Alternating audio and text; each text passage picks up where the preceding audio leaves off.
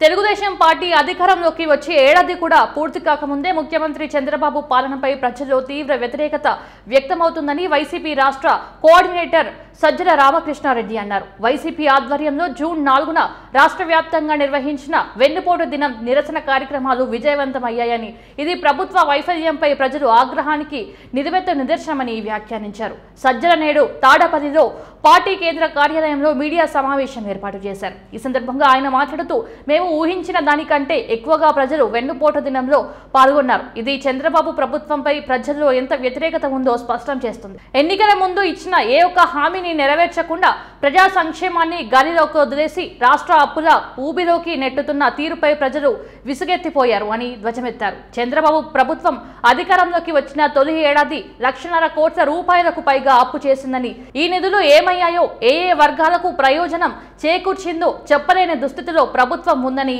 ఆయన విమర్శించారు. మా వెన్నుపోటు దినం కార్యక్రమం ద్వారా ప్రభుత్వ అసమర్థతను, ప్రజా వ్యతిరేక విధానాలను ఎండగట్టాం. కష్టాల నుంచి పుట్టిన పార్టీ వైసీపీ. జగన్ నాయకత్వంలో 15 ఏళ్లలో జరగాల్సిన అభివృద్ధిని కేవలం 3 ఏళ్లలోనే చేసి చూపించాం. అధికారంలోకి వచ్చిన మొదటి సంవత్సరంలోనే 99% హామీలను నెరవేర్చాం.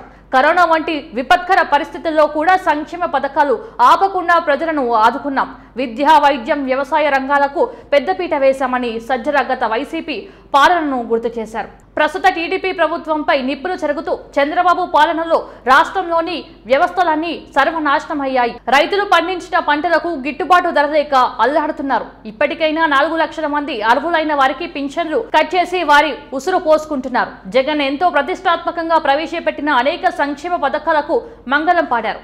ఈ తీరు చూస్తుంటే ప్రజలు తిరగబడే రోజులు ఎంతో దూరంలో లేవు. వెన్నుపోటు దినం విజయం ప్రభుత్వానికి ఒక హెచ్చరిక అని సజ్జల రామకృష్ణ తీవ్ర స్థాయిలో విరుచుకుపడ్డారు. ప్రజల నుంచి వచ్చిన ఈ విశేష స్పందనను తమ భవిష్యత్ పోరాటాలకు మరింత ఉత్సాహాన్ని ఇచ్చిందని ఆయన పేర్కొన్నారు.